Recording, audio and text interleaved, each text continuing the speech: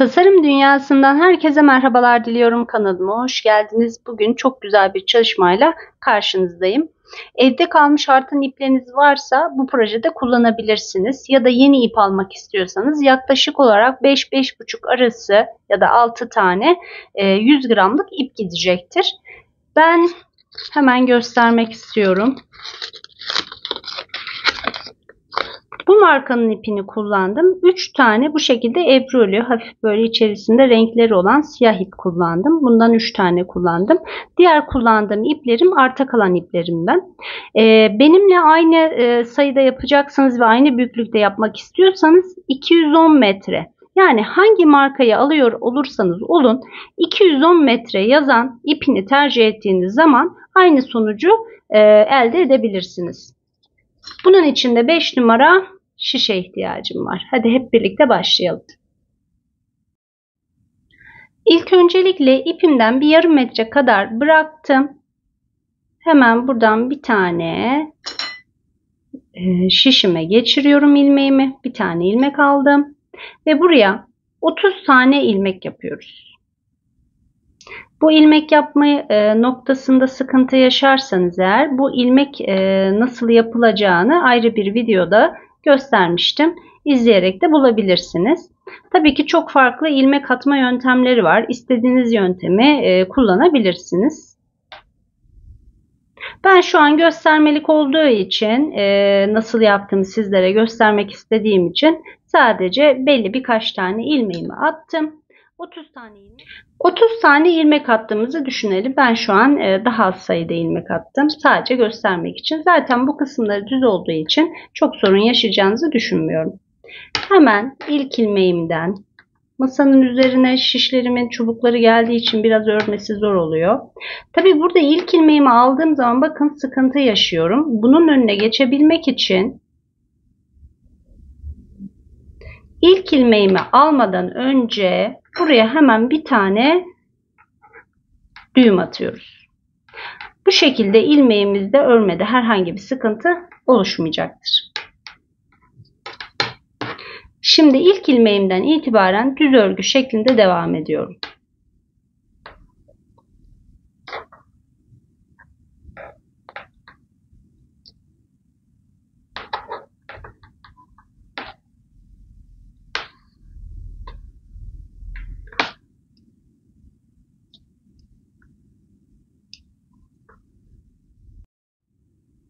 Son ilmeğe geldiğimde ilmeğimi örmüyorum. İpimi öne alıyorum ve bu şekilde boşalarak aldım. Arka sıraya geçiyorum. Arka sıradan ilk ilmeğimizi boş almıştık. Bunu düz bir şekilde örüyorum.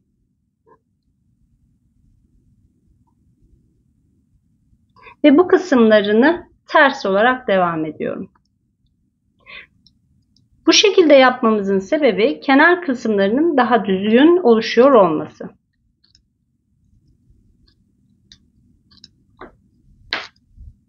Yine aynı şekilde son ilmeğime geldiğimde son ilmeğimi de hiçbir şekilde işlem yapmadan boş bir şekilde alıp arka sıraya dönüyorum. Arka sıraya geldiğimde tüm ilmeklerimi düz bir şekilde örüyorum. İlk ilmeğimi de örerek ilerliyorum.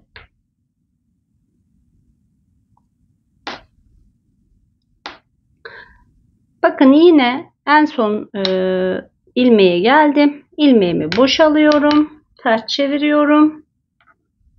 Düz olsa da ters tarafa gelmiş olsa da her defasında ilk ilmeği düz olarak örüyoruz. Yani arka sırada bir tanesini örmeden bırakıyoruz. Diğer tarafa geçtiğimizde her defasında düz örgü olarak ilk ilmekleri örerek ilerliyoruz. Mantığımız bu şekilde. Her bir gidişi bir sıra, her bir dönüşü de bir sıra olarak kabul ettiğimizde 30 sıra kadar örüyorum. Hem 30 ilmek başlıyorum. Gidiş geliş olarak hesaplarsak 15 tane gidiş geliş şeklinde ördüğümüzü de söyleyebiliriz. 30 sıra olduktan sonra da düz tarafında, şuradan düz tarafından hemen ipimi kırıp farklı bir renk ipi takarak tekrar onda da yine 30 sıra, Bu şekilde 5 tane kare ördüm. Şimdi siz mesela ben 120 ilmek başladım ama siz farklı sayıda ilmek başlayacağınızı düşünelim. Mesela sizin kazağınız ya da hırkanız 80 ilmek olsun. Siz 80'i eğer benim gibi 4 tane ilmek 4 tane kareyi yan yana getirerek örecekseniz 80'i 4'e bölüyoruz. 20. Her bir ilmeği 20 başlayıp 20 sıra kadar örerek kareler elde ediyoruz. Tabii ki siz burada her bir kareyi ayrı ayrı örüp tek tek de birleştirebilirsiniz. Ya da benim yaptığım gibi hiç bu şekilde kesmek yerine farklı bir renkte ip takıp bu şekilde de örebilirsiniz. Kazağımızı yaparken bir tanesini, yani bunun için 4 tane bu şekilde yapıyor olmamız lazım. Yani ön tarafı içinde, arka tarafı içinde 30, 30, 30, 30 toplamda 120 tane ilmeğim var. Şimdi bunu 5 tanesini bu şekilde sıralı örüp kestim. Daha sonrasında ikincisini yaparken orta kısmının yaka oyuntusunu yapmamız lazım. Burası arka kısmı.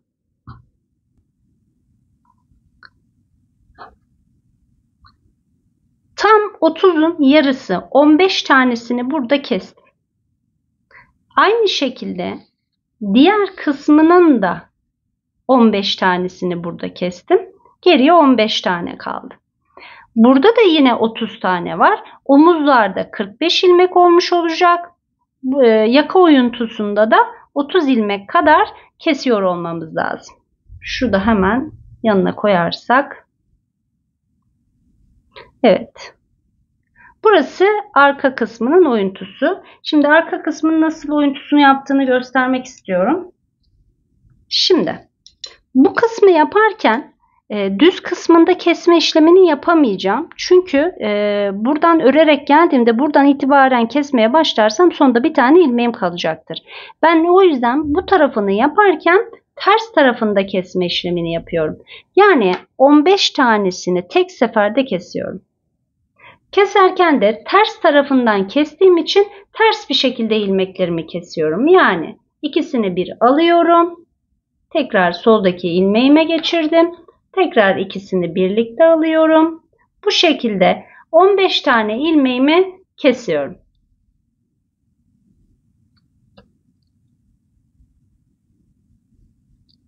...15 tane ilmeğimi kestikten sonra ters örgü olarak örgüme devam ediyorum. Yine son ilmeğimi örmeden alıyorum ve arka tarafa geçiyorum. Bakın buradaki kısmı kesmiş olduk. Şimdi burada gidiyorum, geliyorum. Yani bir sıra gidiş geliş yaptıktan sonra hepsini birlikte kesiyorum ve buradaki yaka oyuntusunu yapmış oluyorum. Bu tarafınkini keserken de şimdi bakın şöyle göstereyim. Şimdi buradaki kesim tarafı bu tarafta. Şimdi de bu taraftan kesmemiz lazım. Şimdi ben aynısında tekrar göstereceğim için sadece kesme işlemini göstermek istiyorum.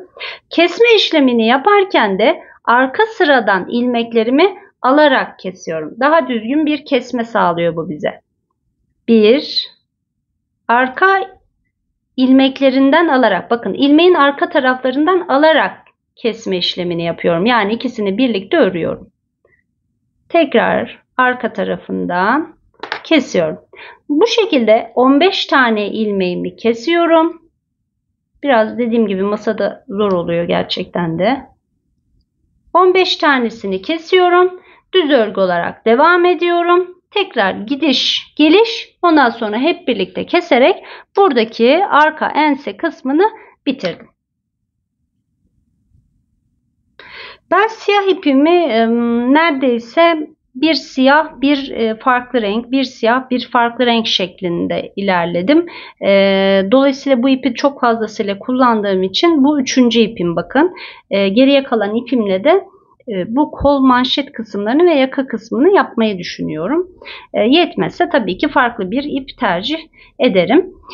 Yaka oyuntusunu yaparken, ön yaka oyuntusunu yaparken hemen kağıda da gösterdim. 30 ilmek devam etmiştik. 5.'ye geldiğimizde, 5. kareye geldiğimizde hemen santim olarak da ölçebilirim. Yaklaşık bir 4 santim. Evet, yaklaşık bir 4 santim kadar ördükten sonra şöyle de düşünebilirsiniz. Şurayı 8 santim olarak bıraktım ben. Kağıdımızı da getirelim. Şuradaki kesme işlemi 8 santimden itibaren cetvelle ölçtüğümde 8 santime karşılık geliyor. Ama şöyle elimi koyduğum zaman bakın tam elimi kapsayacak şekilde ne yapabilirsiniz? Örmüş olduğunuz karenin üzerine şöyle elinizle koyup buradaki kesme yerini belirleyebilirsiniz. İlk öncelikle 5 ilmek, 4, 3, 2, 1. Burada da yine aynı şekilde 15 tane ilmeğimiz kalacak. Yine diğer tarafını yaparken 5, 4, 3, 2, 1 şeklinde kesiyorum. 15 tane ilmeğim kalıyor. Diğer karede de 15 tane ilmeğim kalmıştı. Yine toplamda omuz kısmında 45 tane ilmeğim kalacak. Siz bunları daha küçük karelerde yapıp bunları da birleştirebilirsiniz ya da daha büyük bu ikisini dördünü birleştirerek daha büyük bir kare elde edebilirsiniz. Yani aslında burası biraz da sizin tercihinize bağlı bir şey. İstediğiniz renklerde hatta sadece 2 renk olarak bile yapabilirsiniz. Siyah beyaz gibi ya da gri pembe gibi 2 renkle de ilerleyebilirsiniz. Ben eldeki ipleri değerlendirmek amacıyla bu şekilde kalan iplerimi değerlendirdim. Kol kısmını yaparken de 1, 2, 3, 4 tane ördüm. Yalnız dördüncüyü örerken şu şekilde göstermek istiyorum. Dördüncü de en başından itibaren kesmeye başlıyorum. Yani her ön sırada hem bu tarafta hem bu taraftan kesme işlemini yaparak biraz daha sayıyı azalttım. Yani şu kola gelecek yerde bu lastik kısmını yapabilmek için çok bol bir kazak olmasını istemedim. Biraz kola geldiğinde daha sayısının az olmasını istiyorum. O yüzden burada 16 tane ilmek kalana kadar kestim. Yani 7 tane ilmek. 2 yani burada 16 tane 14 tane kesmişim. 7 tane bir taraftan 7 tane diğer taraftan toplamda 14 tane ilmeği keserek 16 tane ilmek bıraktım. Yine 30 sıra ördüm ve kestim. Aynı işlemi hepsi için de yapıyorum. 3 tane kol yaptım. Toplamda 90 tane ilmek yapıyor kol için ama normalde kol için genelde 80 ilmek falan en ideal olanı. Yani kol altına gelecek kısımda 80 ilmek, 70 ile 80 arası ilmek bu ipte kaldığı zaman gayet yeterli bir genişlik elde ediyoruz. Benim birleştirmelerim olacağı için buralarda da yine azalacak sayısı. Bu yüzden 90 ilmek olacak şekilde ilerledim. Hemen diğerini birleştirdim. Hemen onu göstereyim. Bu da kolları birleştirdiğim hali. Üçgen olan yani daha doğrusu 30 ilmekle başlayıp kenarlardan 7'şer eksilterek 16 tane ilmek bıraktım yer burası. 3 tanesini birleştirdim. 2'ye katladığımızda gayet kol şeklinde oluyor. Şimdi bunları nasıl birleştirdiğimi göstermek istiyorum. Kol kısımlarından dikmeye başladım. Yani şu birleştirme yerlerini yan yana getiriyorum. Düz kısımları kendi iç içe bakacak şekilde yerleştirdim. Ters tarafından dikişi gerçekleştiriyorum. Hemen iğnemi geçirdim. Ve buraya bir tane düğüm atıyorum.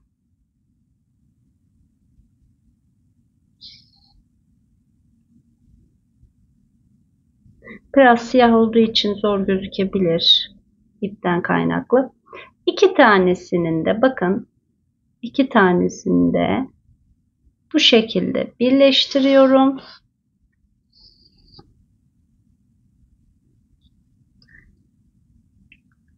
İpin çıktığı yerin arkasından iğnemi geçiriyorum. Ön tarafından çıkıyorum.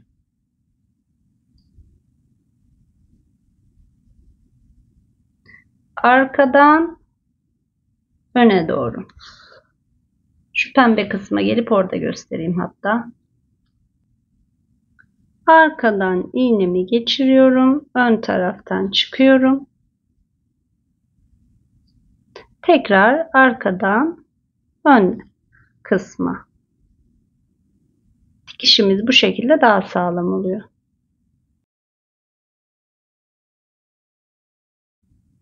Bu şekilde ön kısmını ve kollarının birleştirmelerini yapıyorum. Kazağımızı yaparken bu kollarına gelecek lastik kısımlarını istersek bu kollarını diktikten sonra yapabiliriz lastik kısmını ya da kollarını birleştirmeden önce lastik kısmını yapıp lastik kısımlarıyla birlikte birleştirebiliriz. Lastik kısmını eğer kolları diktikten sonra yaparsak o zaman yuvarlak bir şişle örmemiz lazım. O biraz belki size zor gelebilir. O yüzden ben şimdi kolları birleştirmeden önce lastik kısmını yapmak istiyorum. Hemen bir tane zincir çektim. Şimdi burada 16, 16, 16, 48 tane ilmeğimiz olacak. Yaklaşık olarak 45 tane ilmek çıkartmamız yeterli olacaktır. Hesabınızı o şekilde yapabilirsiniz. Hemen bir tane ilmeğimi çıkartıyorum ve şişime takıyorum. Bundan sonraki ilmekleri şişimle çıkartabilirim. Düz tarafından ilmeklerimi çıkartıyorum. 2, 3, 4, 5, 6, 7, 8, 45 tane olabilmesi için buradan 15 tane ilmek çıkartmamız lazım. 9, 10, 11, 12, 13, 14, 14 tane ilmek oldu. Devam ediyorum. 42 tane ilmek çıkardım. Genelde 40 ile 45 arası gayet uygun bir lastik oluyor. Benim şu an çıkardığım ilmek sayım 42. Şimdi bu kısmı yaparken ilk ilmeğimi boşalıyorum. Bir tanesini düz örgü öreceğim. Diğerini boş alacağım. Düz örgü, boş. Arka tarafında düz örgü, boş. Bir tane düz, bir tane boş alarak bu sırayı bu şekilde bitiriyorum. Ön sıraya geçtiğimiz zaman düz ilmekleri düz, ters ilmekleri de ters örgü olarak devam ediyorum. Şimdi burada ilkini biz normalde şu kısımlarını yaparken boş aldığımız için yine burada da ilk ilmeklerimizi örerek alıyoruz. Eğer denk gelirse. Düz, ters. Düz, ters.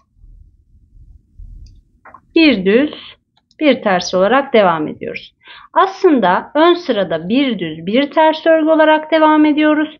Arka sıraya geçtiğimiz zaman düzleri düz örüyoruz, tersleri de boş alarak örüyoruz. Kesme işlemini yaparken kesinlikle ön tarafındaki ilmeklerden değil de arka tarafındaki kısmından ikisini birlikte alıp bu şekilde kesmemiz lazım. Yoksa şu kısmı düz olmayacaktır. Arka tarafındaki iki tane ilmeği birleştiriyorum ve kesiyorum. İlmeğimi sola takıp kesme işlemine devam ediyorum. Son ilmeği de kestikten sonra kalan bir ilmeğe bir tane zincir çekiyorum. Bayağı bir ip bıraktım burada dikişi sağlayabilmek için. İpimi çekiyorum. Bu şekilde kolu bitirmiş olduk. Biz Aslında nasıl başladık ilmek sayısı olarak? 30, 30, 30. Yani toplamda şurasını kol olarak düşünürsek, tam çizemedim şurada. Burada 90 tane ilmeğim vardı. Şu kısma geldiğimde, bu kısma geldiğimde artık azaltmalara başladım. Azaltmalara başladım. Burada toplamda 16'dan 3 tane var. 48 ilmek. Bunlar kare ama şu kısımda, şuradan daha net gözükecek. Bu kısımda kesmelerimiz var. 90 tane ilmeğimizi 48 ilmeğe düşürdük. Burada tabii buralarda birleştirmelerimiz olduğu için 42 ilmek olarak lastik kısmını ördüm ve bitirdim. Şöyle kolumla da gösterebilirim. Gayet yeterli bir lastik oldu diye düşünüyorum. Şimdi diğer beden kısımlarını da birleştirip ondan sonra nasıl kollarını takacağımı göstereceğim. Kazağımızın ön, arka ve kol parçalarının hepsini birleştirdim. İç kısımlarındaki minik böyle kalan birleştirme ipliklerini de yine aralarda kaybettim. Burası arka kısmı, ön kısmı burası. İkisinin omuz kısımlarını birleştirdikten sonra kollarını birleştirdim. Şöyle göstereyim. Normalde takma kol için yaklaşık 70 ile 80 arası çok ideal oluyor. Fakat bizim bu 30, 60, 90 ilmek olduğu için biraz fazla oldu. Ama çok problem değil 90 ilmek kadar. Çünkü bu kısımlarında da yine azalacağı için çok fazla sorun teşkil etmeyecek. Ama 4 tane olsaydı bunlardan, şimdi buradaki 4 taneyi gelecek şekilde uygulamış olsaydım aslında çok daha güzel olacaktı. O zaman 120 ilmek olacaktı. Kollarımız bayağı bir büyük olacaktı. O yüzden ben çok büyük bir kol yerine bu şekilde yapmayı tercih ettim. Siz isterseniz 2 tane önden 2 tane de arkadan olacak şekilde 4 taneden başlayıp, yani 4 taneyi birleştirerek de kolu yapabilirsiniz. 3 taneyi birleştirirken de tam ortadaki karenin tam orta kısmını omuzdaki birleştirme hizasına geldim ve burada birleştirdim. Diğer kısmı da ikincinin ortasına gelecek şekilde olacak. Bu şekilde birleştirmemi yaptım. Ters taraftan ön kısımları birbirine gelecek şekilde böyle kaplıyorum. Hemen ipimi fazla bırakmıştım. Fazla bıraktığım yerden, ipimi fazla bıraktığım kısımdan, koldan dikmeye başlıyorum.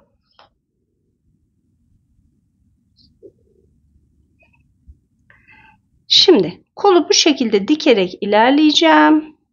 Geliyorum. Tam böyle kol altı kısmına geldim. Burayı da birleştiriyorum. Ve ipimi hiç kesmeden ön ve arkanın birleştiği kısım burası. Ön ve arkayı da bu şekilde birleştiriyorum ve tek seferde hem kolu hem de bedeni birleştirmiş oluyorum. Kolundan itibaren yan tarafını da bu şekilde tamamıyla iki parçayı birbirine birleştirerek kazağımı bitirdim. Hemen ön tarafını çevirelim. Şimdi en son yaka kısmı kaldı. Yaka kısmını yapabilmek için misinalı böyle bir şişe ihtiyacımız var. 5 numarayla örmüştüm. 4 numaralı misinalı şişle de yakasını yapmak istiyorum. Biraz küçük kullanmamın sebebi biraz daha sıkı olsun. Yani çok bol durmasını istemediğim için bir küçük boyunu kullanıyorum. Hemen başlayalım. Hemen şuradaki köşeden geliyorum.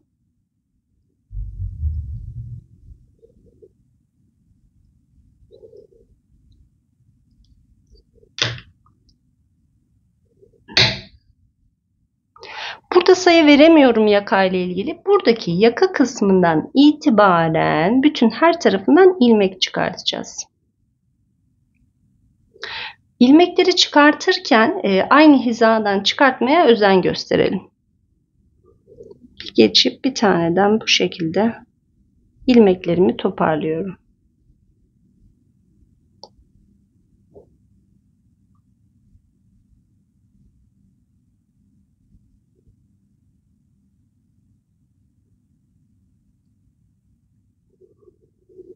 İlmekleri alıyorken her bir buradaki ilmeğin ikisinin bakın arasından ilmeğimi çıkartıyorum.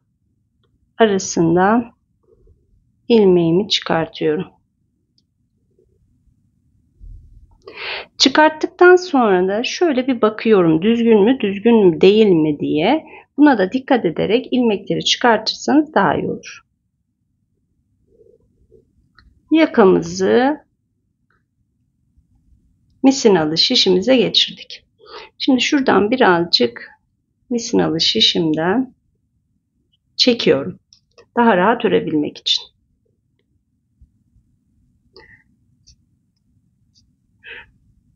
Yaptığımız ilmeklerin çift sayı olmasına dikkat edelim. Çünkü biz bir ters bir düz olarak örgümüzü öreceğiz. O yüzden çift sayı olarak ilmekleri çıkartmanız da önemli. Şimdi bir düz, bir ters,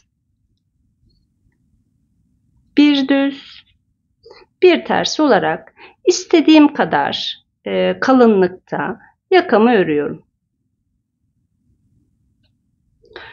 Yaka kısmını da bitirdim. 2 parmak kalınlığında yaklaşık olarak yakayı ördükten sonra kestim. Yakamız da bu şekilde oldu. Hafif ılık bir ütüyle buhar verdikten sonra artık kazağınızı kullanabilirsiniz. Umarım sizler de beğenmişsinizdir. Bir sonraki tasarımımda tekrar buluşmak dileğiyle. Kendinize çok iyi bakın. Hoşça kalın.